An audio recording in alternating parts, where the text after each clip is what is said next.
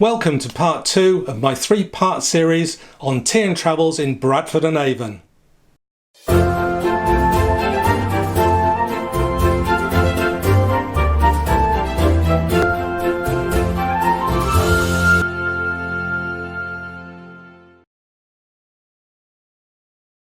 This time we're visiting the Green Man celebrations. Later on I shall be donning my oven gloves and making a Bradford and Avon cake called Giggles Cake. I'll be doing a gluten-free version also and comparing the two with some friends of mine. In part 1 we looked at some local history, the annual duck race, which is a spectacle to behold, and I visited a famous 16th century tea shop. Well, hello again. Again we're in Bradford and Avon. Today what we're looking at is the Green Man Festival.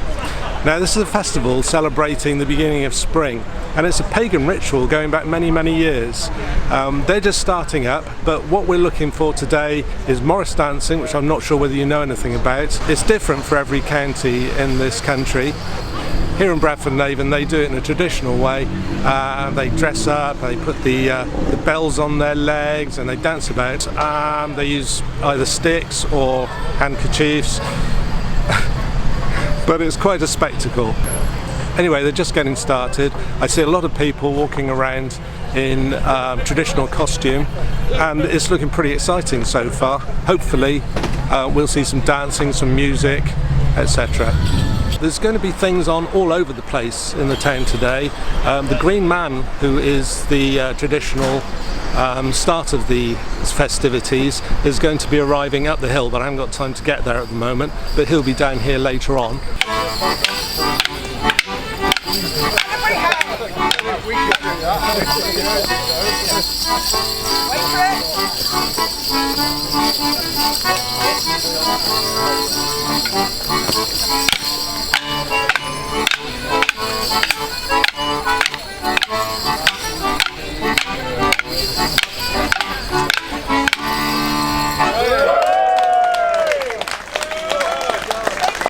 We have the most difficult spot, ladies and gentlemen, following round school. Follow that!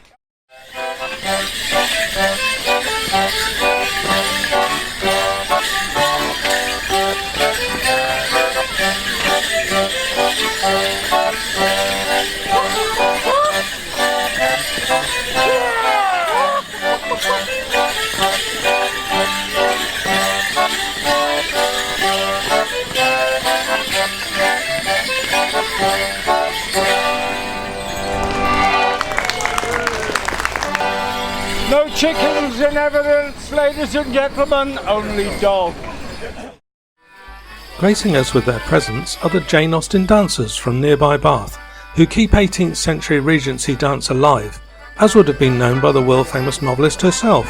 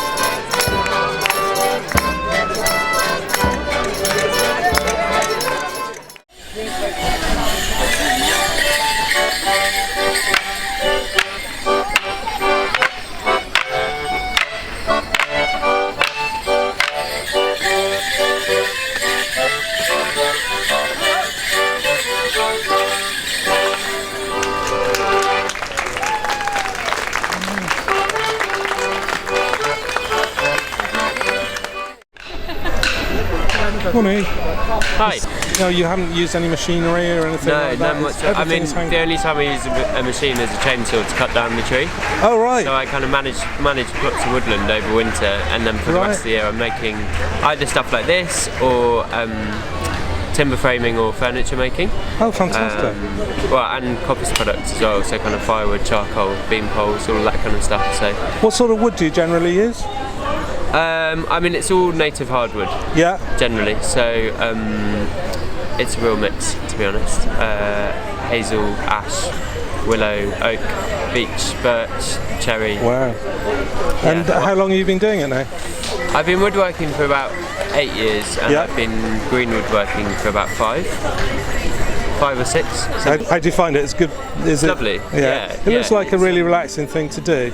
It is. It can be. Making a living from it can be not that relaxing at times. But, yeah, I can imagine. But yeah, no, and on a whole, I really love it. It's kind of, I get to do what I want to be doing most days, which is something a lot of people don't get to do. Yeah, that's absolutely true. Yeah.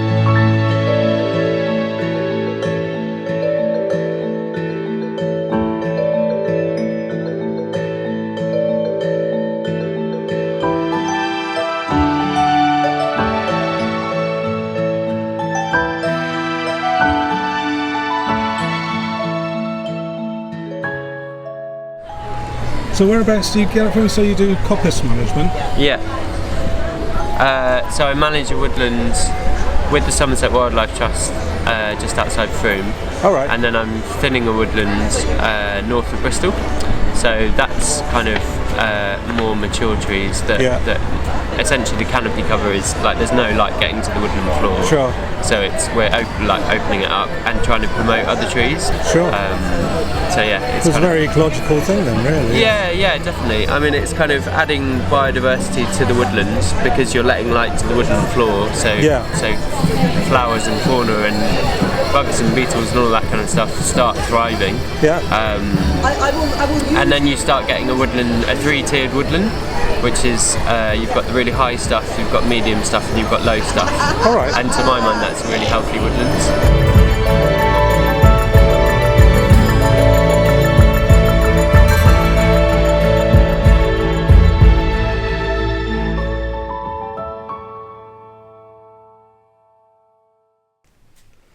If you want to see the rest of the series, like, subscribe and hit the bell down there. Therefore you'll be automatically updated when I upload a new video. As you're probably very well aware by now, this is a purely amateur production, and unfortunately I had a few camera problems in the baking section later on. I hope it doesn't ruin your enjoyment. Welcome to my tiny kitchen. Today I'm going to be making Giggles Cake. I'm all gloved up and ready to go. Later on I should be making a gluten-free equivalent. Now it's my own recipe. I've been doing a lot of research on the internet as to what to take out and what to put in, and hopefully it'll be okay. I don't know. My experience with gluten-free bread is not great, to say the least. So let's just hope it works out okay. Now I find recipes quite confusing because there seems to be 2 types. There's ones that are measured by weight and ones that are measured by volume. Now this recipe uses cups, which is a volume measurement. Now that in itself is quite difficult because the European cup is different to the American cup. So what I've done is I've worked out how much 1 cup is, a UK cup in this case, and it's 250 millilitres of water. So what I've done is I've got this jug, I put a rubber band around where 250 millilitres is, and I've measured everything out up to that band, so it's a volumetric weight. The only thing obviously I haven't done that to is the margarine, and obviously the mixed herbs as well. I don't know whether I said, but the UK measurement of 1 cup is 250 millilitres, while the US version is 240 millilitres. Doesn't really matter which one you use, because if you're consistent throughout, it just means that the whole thing will be slightly bigger or slightly smaller depending on which one you're using. Okay, time for the recipe. So, for Giggles Cake what we need is 1 cup of sugar, 250 millilitres, 4 ounces of margarine, I weighed that earlier. A cup of currants or sultanas, but in my case I like dates, so I'm putting sultanas and dates in. Or is it currants and dates? No, it's sultanas and dates. Got a cup of water, teaspoonful of mixed spice, although there again a measurement of 1 teaspoonful is arbitrary. 2 cups of self-raising flour. There you go. So what I've got to do now is blend together all the ingredients except the flour in a saucepan over a low heat. 1 saucepan, and we want to put in a cup of sugar.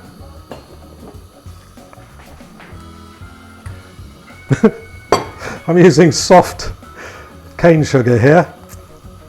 As you can see, it's a bit sort of sticky. Right, 4 ounces of margarine.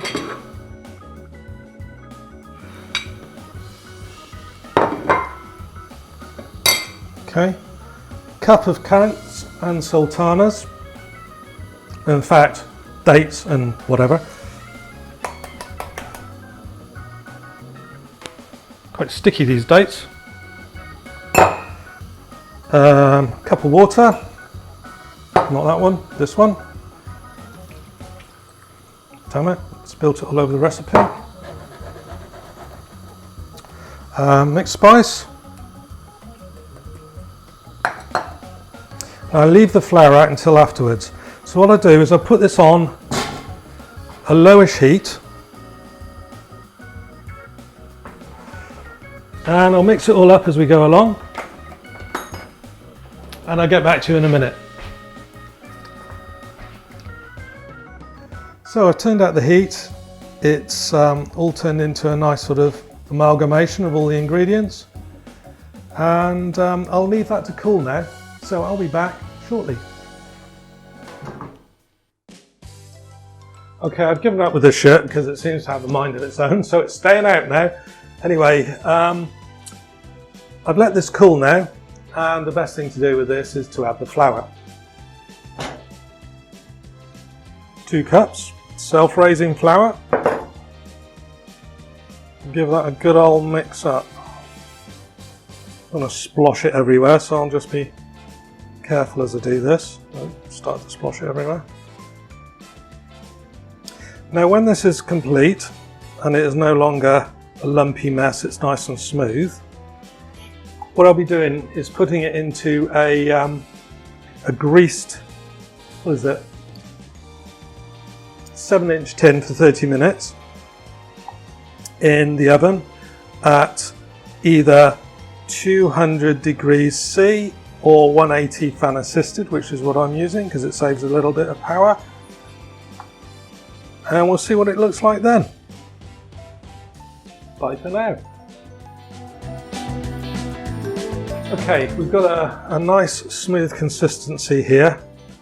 It's actually looking really good. So the thing to do is to put it into the baking tin, which I've pre-greased.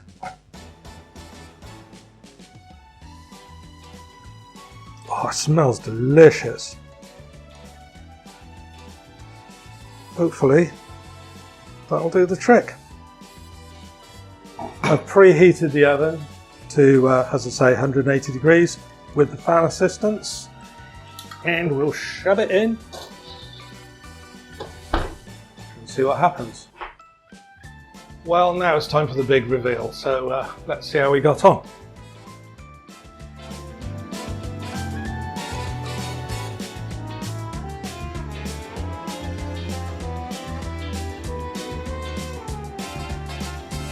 That looks pretty good actually. Stick it on there a second.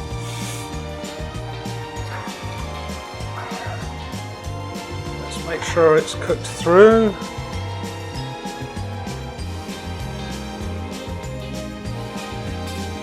Clean as a whistle. Nice!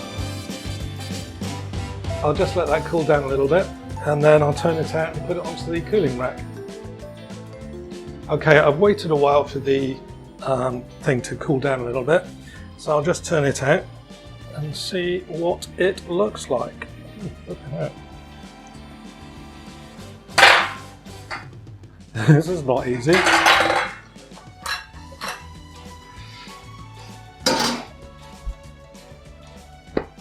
So that looks lovely. I'll take the base off later when it's cooled down a bit. Well, when that was doing its thing, I took the opportunity to get the ingredients together for the gluten-free version. Now, I'll tell you what they are. I've got a cup of sugar, 4 ounces of margarine, that's normal. I've got a cup of currant sultanas or dates, or a mix thereof, or same as before. A cup of water, teaspoonful of mixed spice, 2 cups of gluten-free flour, which I'll tell you about in a minute.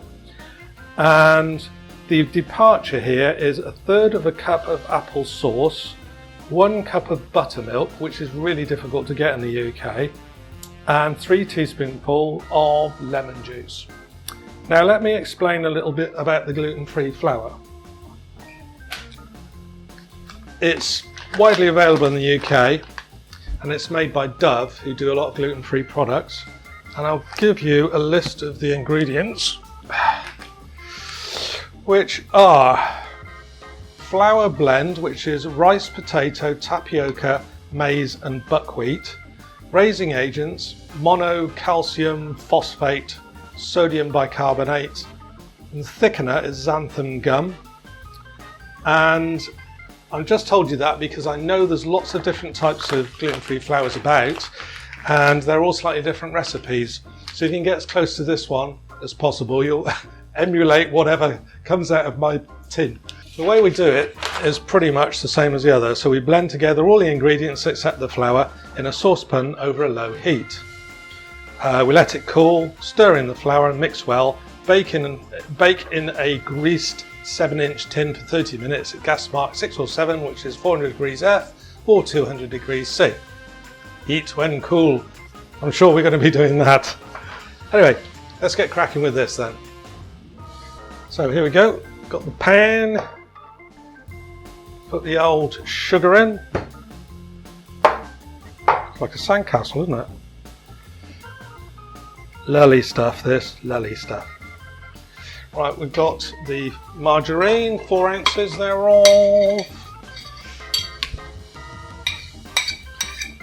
Lovely stuff. Then we've got the apple sauce next, which is this one.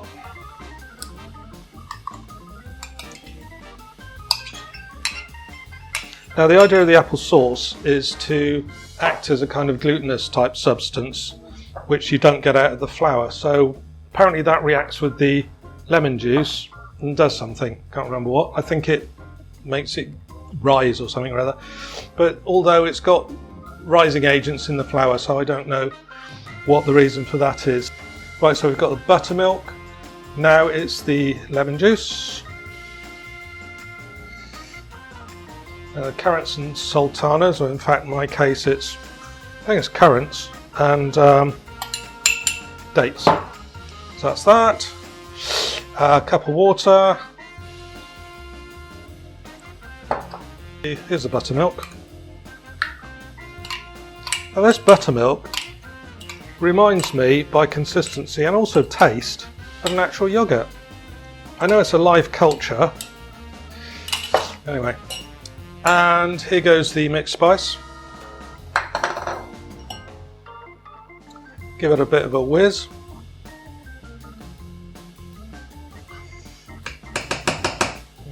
Put that on the heat.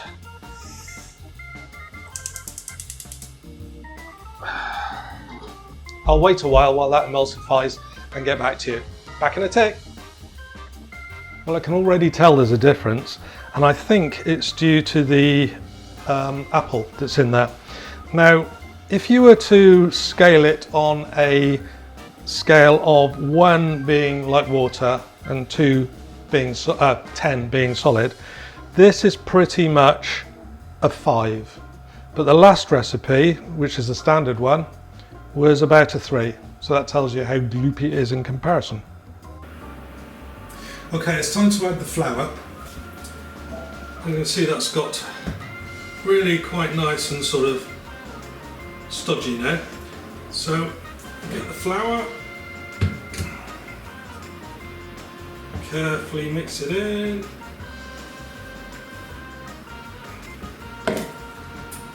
Okay, I've added the flour, or adding the flour. It's not actually mixing in very well, but you can see straight away it's a different consistency to the other stuff. It's a lot stiffer. Give it a good old mix because it's more difficult to mix. There's bits of flour there that aren't getting mixed in. Don't want a big lump of flour in the middle, do we?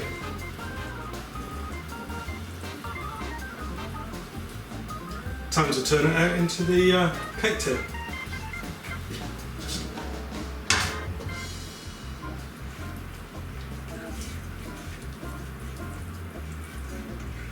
Well, it's not sticky like the other stuff was. It's not sticking to the pan at all.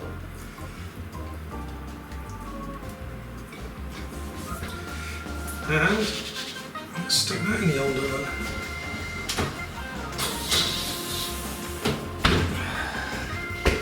We'll see what happens. Okay, it's time to see what the results are.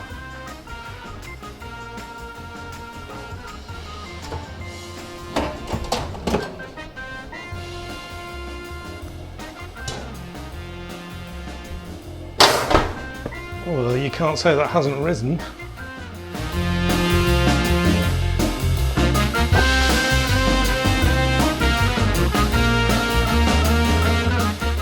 Not quite done.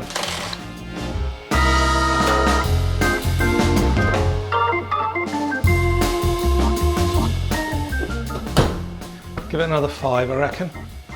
See you in a bit. Well, I've given it an extra 10 minutes. Surely that's enough, so let's have a look.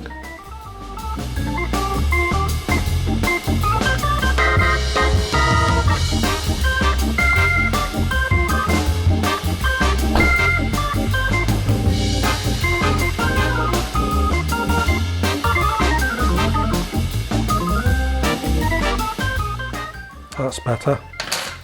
So it looks like it needs to be cooked longer than standard. So I'll give that a little bit of a chance to cool down. I tell you what, it's really risen compared to the other one. I think the apple must have made a big difference. The other one looks a bit sad. What I think I might do in a minute is just pop round to some friends and see if they can tell the difference, or if they can tell which one is a gluten-free and which one isn't. That'll be a laugh.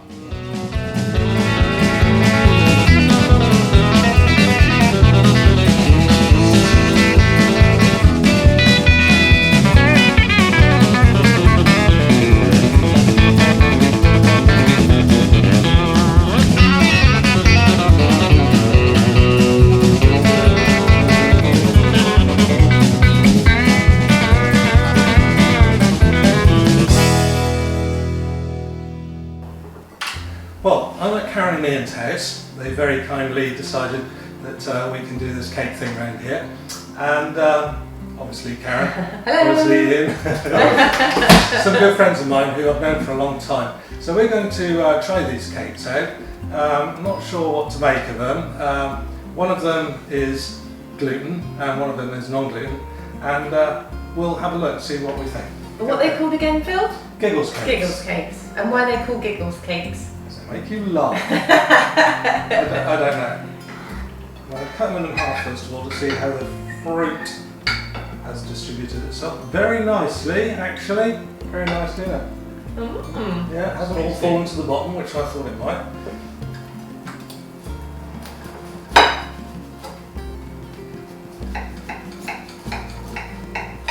Got any thoughts which is gluten yet? That one.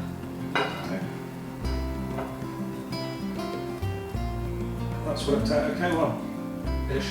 That sounds a bit better. Oh, it's like red pudding. Yeah, it is a bit actually. Right, so how big a slice do you want? Not too big, here's like try one of each. Okay. Thank you. Oops. You don't have to eat it all. I'm not going to make sure you do. Is this like a Wiltshire recipe? Is it? It's Bradford Naval recipe. A Bradford Naval recipe. Okay, Yeah. thank you. So you don't have to eat it all. Because it's rather a lot there. It's so nice. Yeah. Got old mixed spices in it. Christmassy. Yeah.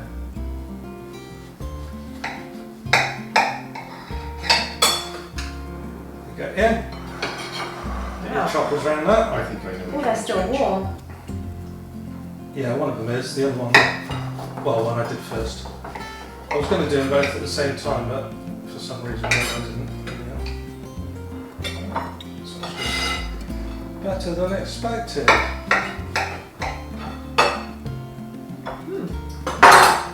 Sweet. Which one's that? Okay. Let's try. It's got dates in it actually, which might be making it sweet.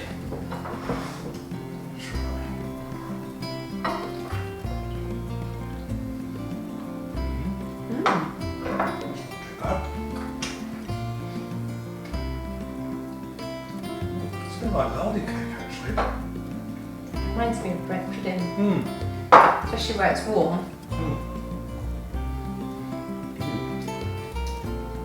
It's very nice and light. Oh. So I believe this one is the gluten-free cake. Let's see. Try and look at the crust. What do you think?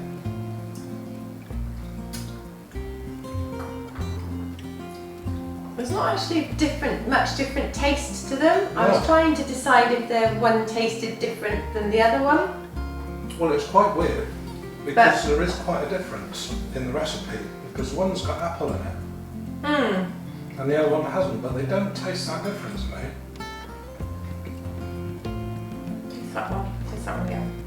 The reason it's got apple in it is because it makes it rise because you put it in with the, what do you call it? Lemon juice. And the two together react and make it rise because it doesn't rise like ordinary flour. They're both nice actually. I don't know which one would be which.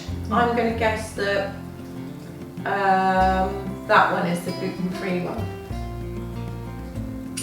The more crumblier one. I think this one's a gluten-free one. You're right. Well done. But the good thing is, it's difficult to tell them apart. This is very good actually. If that's gluten-free, it is very good. Oh, thank you. I'm very pleased the way it's come out actually because I've never done it before. As I said to Ian, I've only ever baked about 3 cakes in my life. Oh right. One of which was And 2 are on the table here. no, these are 4 and 5. I've done the glutinous Giggles cake before, and I thought, well, that's okay. Maybe I can recreate that. And I thought, well, maybe I can recreate it as gluten-free as well. And I reckon it's well. Oh, thank you for that. Very good. Well done. It's really good.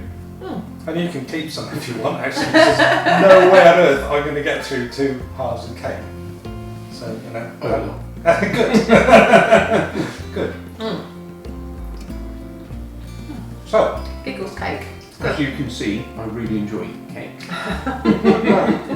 obviously I've been baking this together. I've lost my little cricket there. So, as you can see, it's actually a bit of a triumph because I thought the gluten-free would be horrible. I really did. But actually, it's really nice. So, And it was that one. yes. Yeah. Yeah. Very good. Gluten-free is very good. So, yeah, it's good. Good man. So, thanks again, and I'll see you anon. Bye. Bye.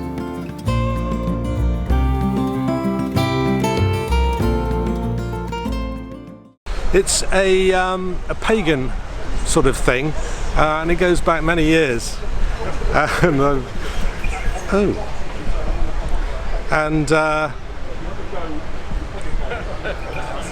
interesting. I'll wait a while that emulsifies.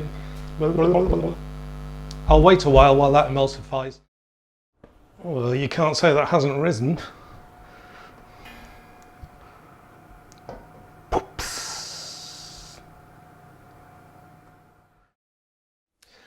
I'm all rubbed.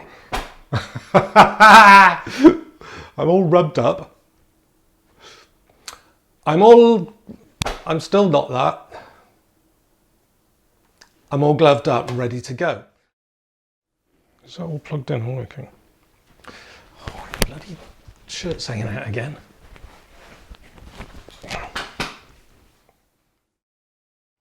I'm going to get this right if it's going to take me all day, and I think it's going to. I'm hoping to emulate something that's fairly similar.